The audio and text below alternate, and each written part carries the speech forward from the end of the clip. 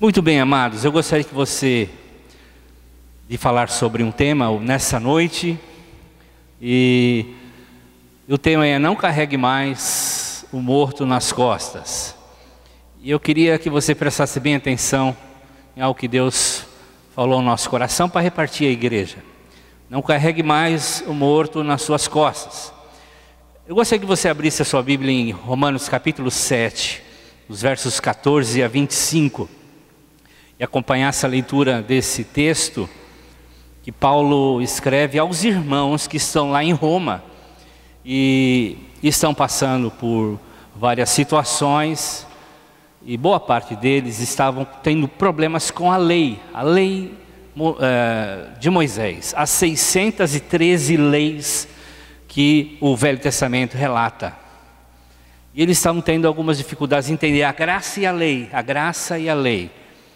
Eu não gostaria de me deter sobre esse assunto, é bem complexo, é bem difícil, mas tocar em alguns pontos e me deter mais nesse tópico que eu gostaria de comunicar aos irmãos. Não carregue mais o morto nas suas costas. Romanos capítulo 7, versos 14 a 25. Sabemos que a lei é divina, mas eu sou humano e fraco, e fui vendido ao pecado para ser seu escravo. Eu não entendo o que eu faço, pois não faço o que eu gostaria de fazer. Pelo contrário, faço justamente aquilo que odeio. Se faço o que não quero, isso prova que reconheço que a lei diz é certa. Isso mostra que de fato já não sou eu quem faz isso, mas o pecado que vive em mim é que faz. Pois eu sei que aquilo que é bom não vive em mim, isso é, a minha natureza humana. Porque mesmo tendo dentro de mim a vontade de fazer o bem, eu não consigo fazê-lo. Pois não faço o bem que eu quero, mas justamente o mal que eu não quero fazer, isso eu faço.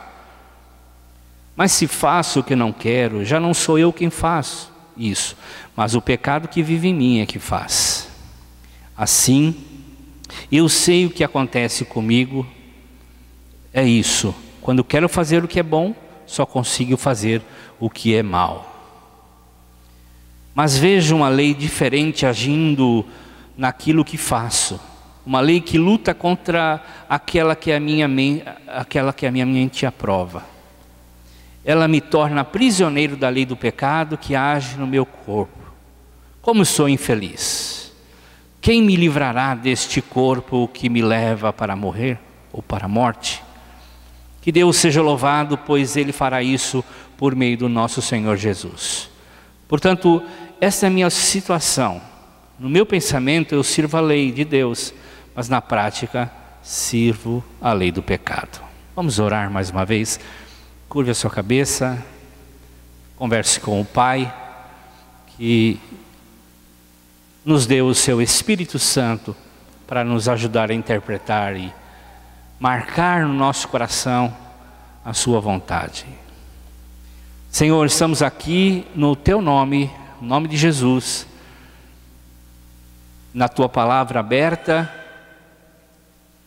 desejosos de continuar ouvindo a Tua voz e descobrindo a Tua boa, perfeita e agradável vontade. Que Teu Santo Espírito tenha liberdade, e que toda potestade que quer roubar essa semente caia por terra em nome de Jesus.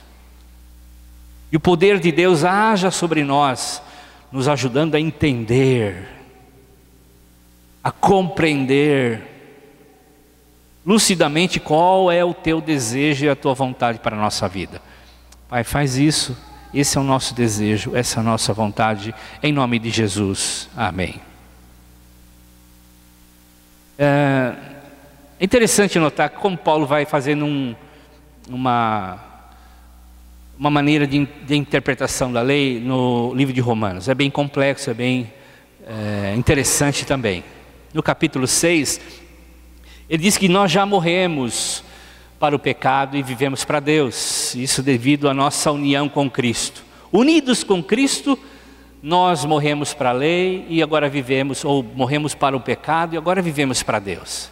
Paulo está argumentando, dizendo, olha, agora a nossa nova vida em Cristo nos possibilita viver para Deus, não mais para o pecado. Agora o poder do pecado, que antes era tão pesado sobre nós, era tão marcante sobre nós, ele não tem mais o seu ferrão sobre nós.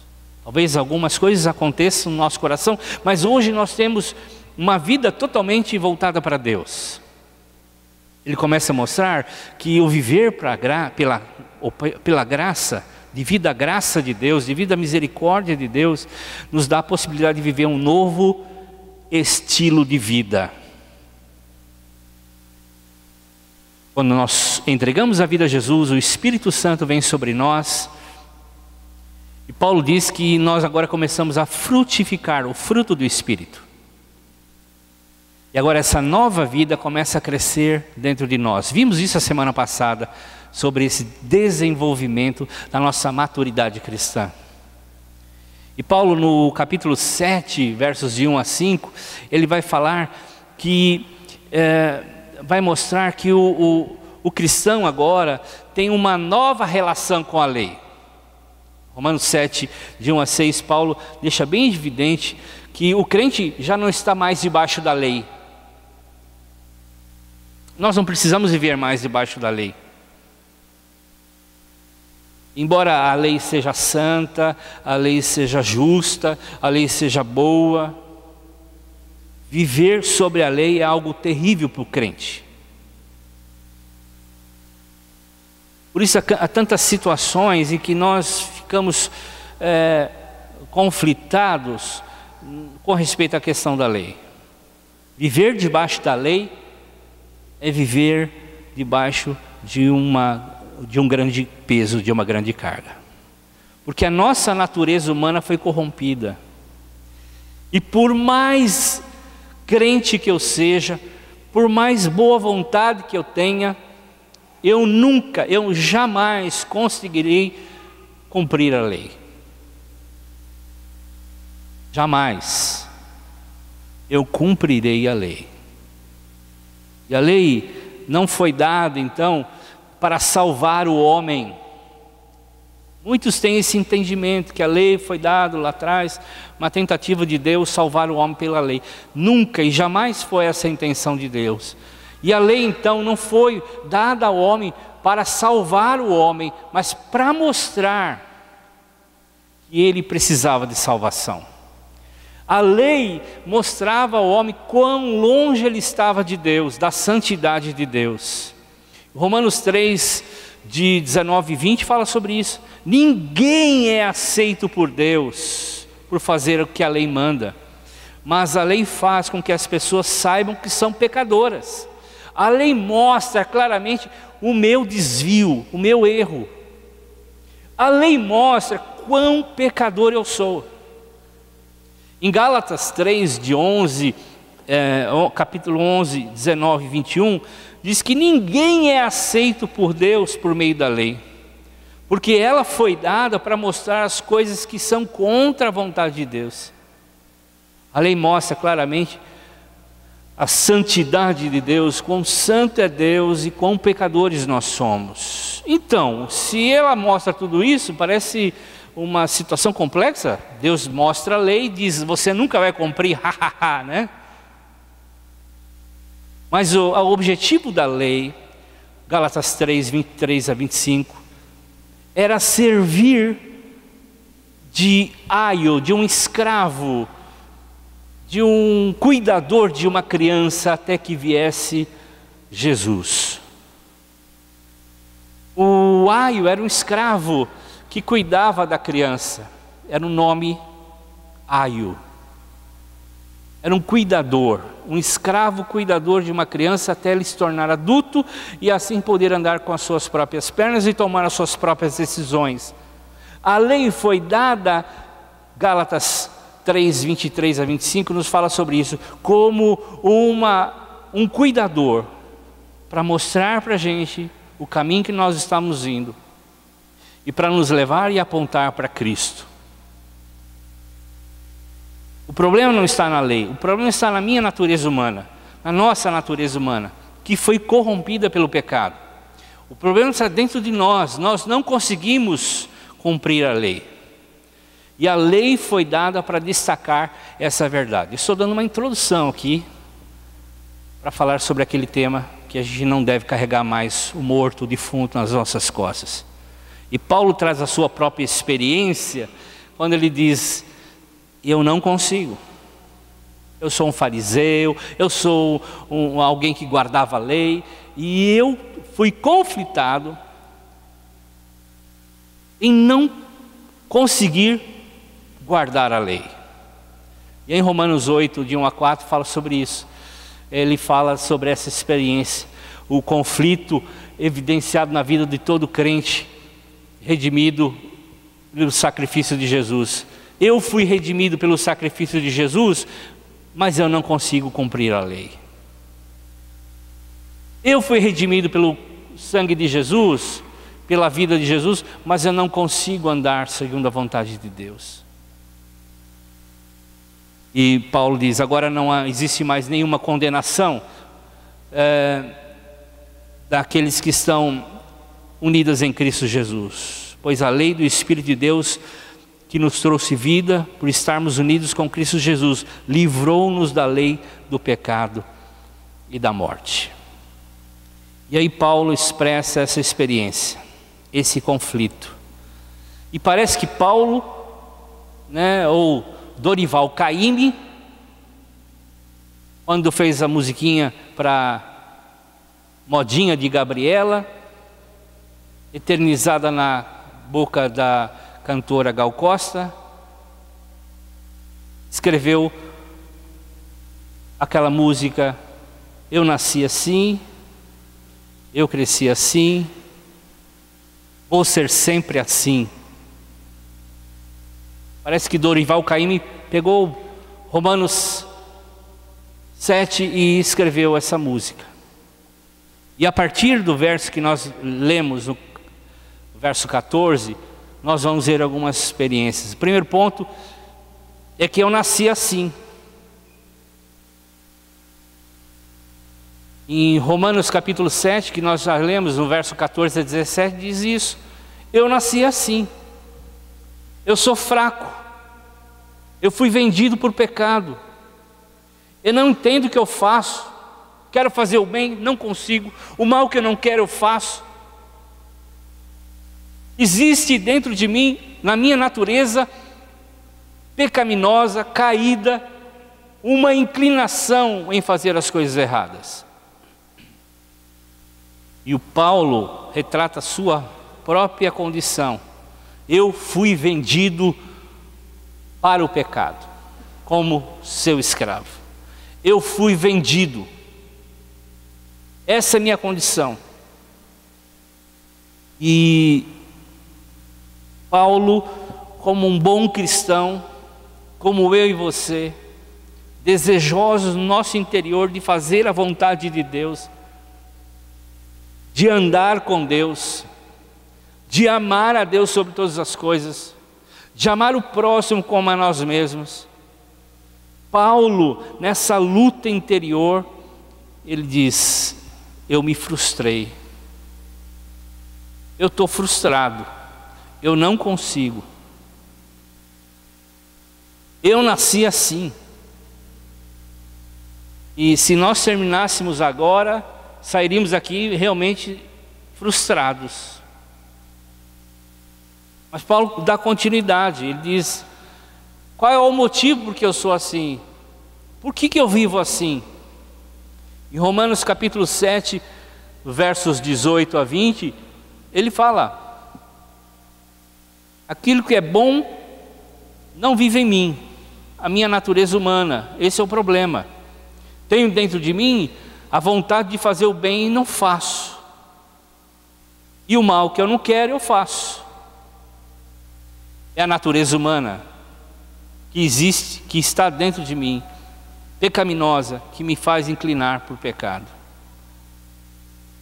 E nesse relacionamento com Deus, só a graça e a misericórdia de Deus, só compreendendo o amor de Deus, só entendendo que somos selados com o Espírito Santo de Deus e Ele nos dá poder para fazer a vontade de Deus. Só entendendo isso, nós compreenderemos que o único meio de alcançar salvação é por meio de Jesus Cristo. Não pela lei, não por um cumprimento de várias listas, mas pela graça, pela misericórdia e fé em Jesus Cristo. Efésios capítulo 2 fala sobre isso. Pela graça de Deus que nós somos salvos, mediante a fé. Isso não vem de vocês, é um presente dado por Deus. A salvação não é um resultado de esforço, de cumprimento de leis, de regras, de normas. Ninguém pode se orgulhar então. E em Romanos 3, 21 a 24 diz sobre isso. Não existe agora, diz, agora Deus já mostrou que o meio pela qual aceita as pessoas não tem a ver com a lei, mas tem a ver com a fé no Filho de Deus. A condição minha me faz pecar, me faz errar, mas cheios da graça, da misericórdia de Deus, selados pelo Espírito Santo, vai me possibilitar vencer o pecado. Não cumprir a lei, mas vencer o pecado. Por isso, é o ponto que eu gostaria de me deter mais, é o terceiro ponto. Eu não preciso carregar mais esse morto. Eu não preciso cantar mais a modinha da Gabriela. Vou viver assim. Vou terminar os meus dias assim. E Paulo, em Romanos capítulo 7, nos últimos versículos, fala que quem cumpriu a lei foi Cristo. Antes, deixa eu passar esse texto. O texto está aqui em cima, né? Eu me perdi o texto agora. Mas no capítulo 7, vou ler para vocês, do verso 21 a 25. Assim sei o que acontece comigo, isto é, quando quero fazer o que é bom, não consigo fazer, e só faço mal. Dentro de mim eu sei que gosto da lei de Deus, eu amo a lei de Deus, eu desejo fazer a lei de Deus, mas vejo algo diferente dentro de mim, aquilo que faço, uma lei que luta contra o que a minha mente aprova. E ele diz que ele se torna prisioneiro, mas quem, ele diz, no verso 24, quem? Eu sou infeliz, quem me livrará desse corpo que me leva para a morte? Paulo chega a essa conclusão. E o fato do pecado habitar nele, de fazer ele, mesmo desejando fazer o bem, amando a Deus sobre todas as, querendo amar a Deus sobre todas as coisas, existe um poder terrível agindo ainda dentro do seu coração, uma luta interna, um turbilhão de coisas ainda no coração dele. Ele diz: quem vai me livrar do corpo dessa morte? Quem? E no Tiago 2,10 diz que se nós deslizamos numa dessas leis, quebramos todas.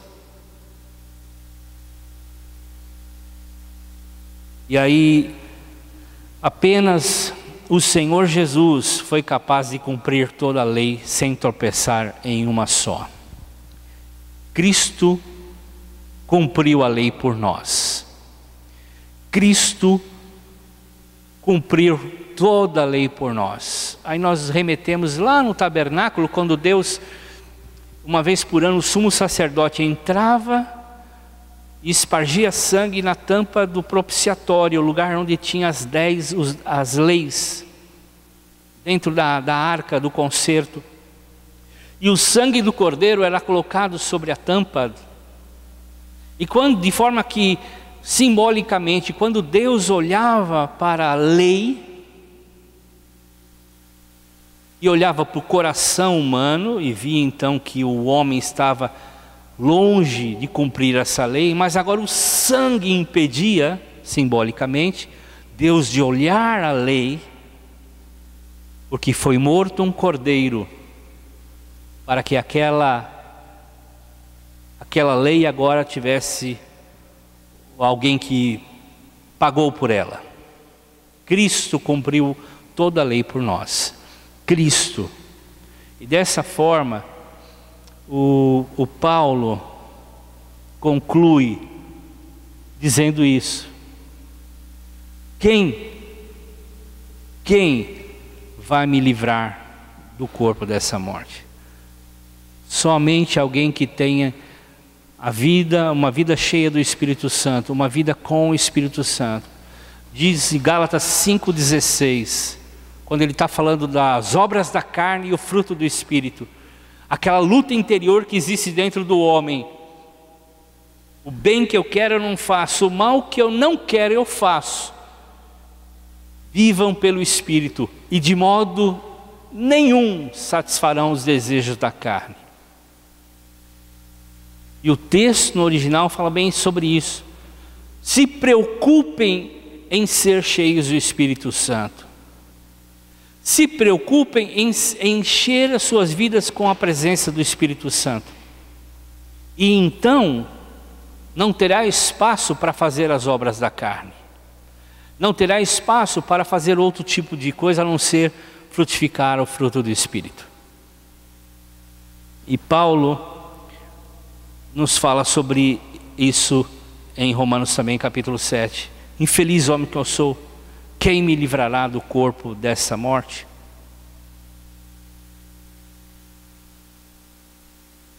Paulo estava usando um termo, e eu gostaria de falar sobre isso. É a hora de nós tirarmos o morto das nossas costas. A necrofobia. O que é necrofobia? Era uma tortura romana. Há muitas torturas em Roma, nós vimos aqui sobre a crucificação, que era uma delas, mas essa eu acho que era uma das piores. Quando um assassino era pego, então ele teria agora sua vida penalizada por matar alguém, ele seria morto também, mas em muitos casos eles amarravam o morto nas costas do assassino. E esse morto ia se decompondo nas costas desse assassino. Paulo usa esse termo: quem me livrará do corpo dessa morte?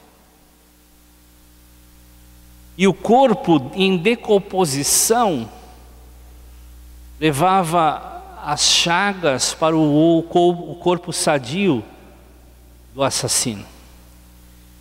E o assassino morria então por muitas infecções, muitas doenças. Paulo usa esse termo e traz para a carta de Romanos, e os romanos sabiam muito bem do que Paulo estava dizendo, porque em Roma isso era uma prática, por ser uma tortura romana. Quem me livrará do corpo dessa morte?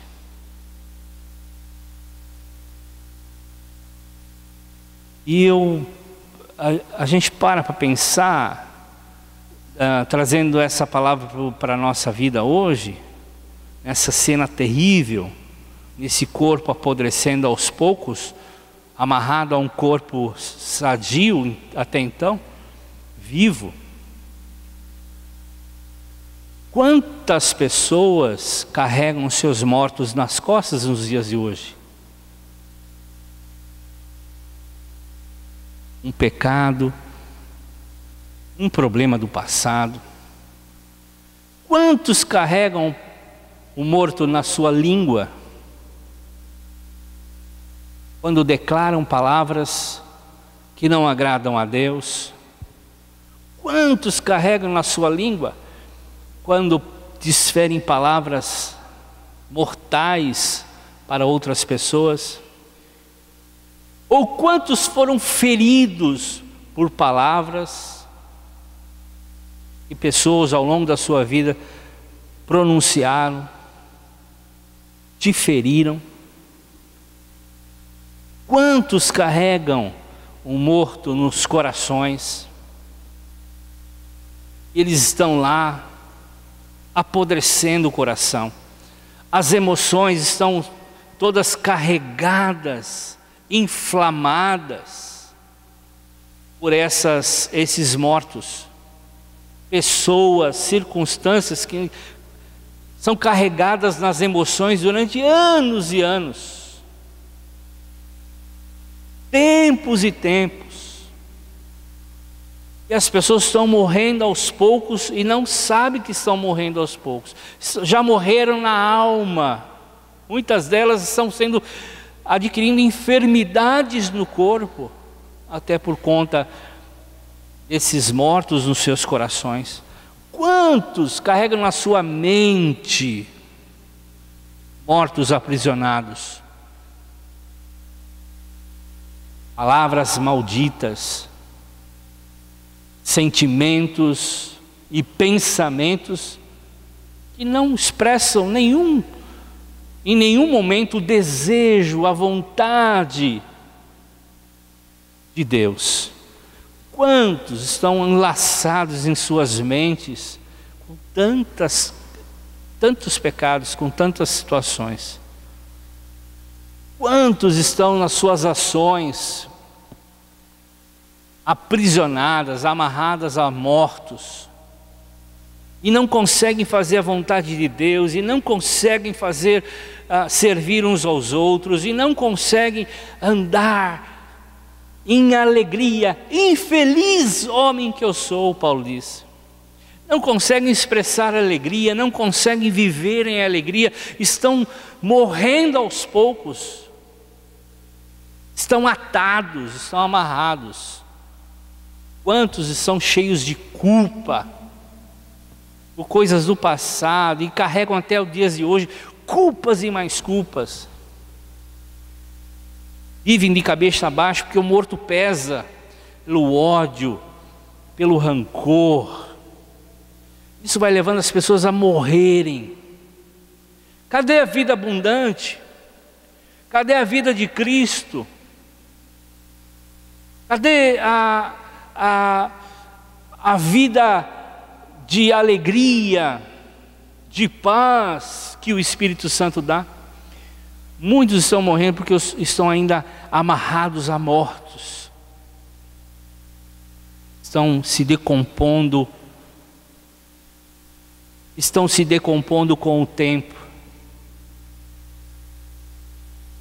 Quando Cristo nos promete uma vida abundante, madura,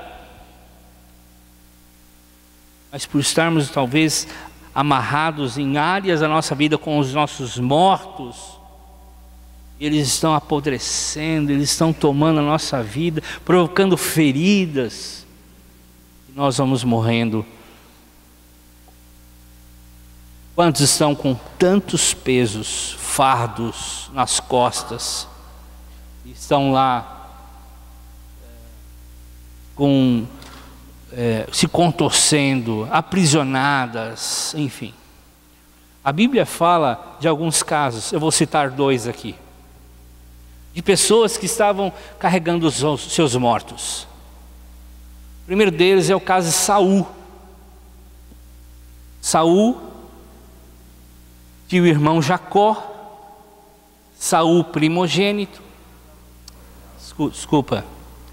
Não, eu vou falar primeiro eu vou falar de Saul primeiro. Depois de Esaú. Estava chamando o Jesus de Genésio, né, Dília, quando ele fala. Saul, o rei Saul. Deus não queria o rei, mas o povo queria. Deus não desejava que o povo tivesse um rei sobre eles. Deus queria que os profetas e eles fossem conduzidos pela lei do amor, da graça. E Samuel ficou tão preocupado com aquilo, e então ele foi ungir o rei. Encontrou Saul, um camarada forte, alto, bem popular, que poderia dirigir o povo, e o povo concordou. Ele ungiu Saul. Aí na festa, no dia da festa, em que ele seria apresentado para todas as tribos, e aquele povo todo estava lá reunido, mas só faltava uma pessoa, o Saul. Sumiu Saul. Em 1 Samuel capítulo 10, verso 22, Samuel foi lá e conversar com Deus. Deus, e aí? Cadê o homem? E Deus falou, ele está escondido no meio das bagagens. Quantos de nós estamos escondidos atrás das nossas bagagens? Quantos de nós talvez estamos escondidos atrás das bagagens da nossa vida, que nós adquirimos ao longo da nossa vida, e a gente não consegue sair dali e fazer a vontade de Deus, a gente não consegue fluir nas coisas de Deus, a gente não consegue andar, as bagagens são muito pesadas, elas servem agora de esconderijo. Senhor, manda outro, faz com o outro, comigo não. E aí o caso então do Esaú, irmão de Jacó, filho de Isaac, com direito à primogenitura. E o Esaú foi enganado, como o pai também enganado, pelos Jacó, que foi no lugar do filho. O pai estava cego, já no leito da morte, e deu a bênção para o camarada errada. Deu a bênção para o Jacó, ao invés do legítimo primogênito Esaú. E não podia voltar atrás. E quando Esaú veio buscar a bênção, recebeu a bênção, não do primogênito. E aí no capítulo 27 de Gênesis, verso 40, o Isaac deu uma palavra muito importante para o Esaú. Você viverá por sua espada e servirá o seu irmão. Mas, quando você não suportar mais, arrancará do pescoço o jugo, o peso, o morto. Até quando nós vamos carregar o morto? O Isaac estava dizendo assim, Esaú, você está muito brabo. Esaú, você vai ficar muito tempo assim, porque você não quer perdoar, você não quer liberar o seu irmão. Você vai ter sérios problemas na sua vida, você vai ter muitos conflitos. Isso vai amargurar a sua vida. Você vai viver pela espada, porque isso vai amargurar o seu coração. O morto amargura. Ele se torna um jugo, a gente coloca nas nossas costas e carrega aquele peso. E o Esaú então carregou isso até o dia em que liberou o perdão para o irmão e foi tremendamente abençoado. Nós arrastamos as pessoas, situações, o passado, coisas. Por quanto tempo? O Esaú foi 20 anos. 20 anos, até conseguir perdoar o seu irmão. Nós carregamos as âncoras nas nossas costas, que nos fazem, nos impedem de andar, de fluir, de caminhar em liberdade, em alegria, em viver as coisas de Deus de uma forma plena. Por isso o autor de Hebreus, no capítulo 12, nos fala que o pecado, ele embaraça. Lá no capítulo 12, verso 1, ele diz, portanto, deixamos de lado tudo que nos atrapalha, e o pecado que se agarra firmemente em nós, e continuemos a correr, sem desanimar, a corrida marcada para nós. Irmãos, já está na hora desse defunto sair das nossas costas, porque se ele não sair, vai provocar feridas e doenças terríveis no nosso coração, na nossa vida, nas nossas emoções e no nosso corpo físico. Por isso que Jesus, quando olha para a multidão e vê quantas leis, 613, mais aquelas que os fariseus criaram depois, interpretando essas 613. E Jesus olha para aquela multidão aflita, que não consegue cumprir a lei, como o jovem rico, que não suporta mais aquele jugo, ele diz assim no verso 11: venham a mim, todos os que estão cansados e sobrecarregados, eu vou dar descanso para vocês. Tomem sobre vocês o meu jugo e aprendam de mim, pois sou manso e humilde de coração, e vocês encontrarão descanso para suas almas, pois o meu jugo é suave e o meu fardo é leve. Está na hora, irmãos, da gente tirar o morto das nossas costas.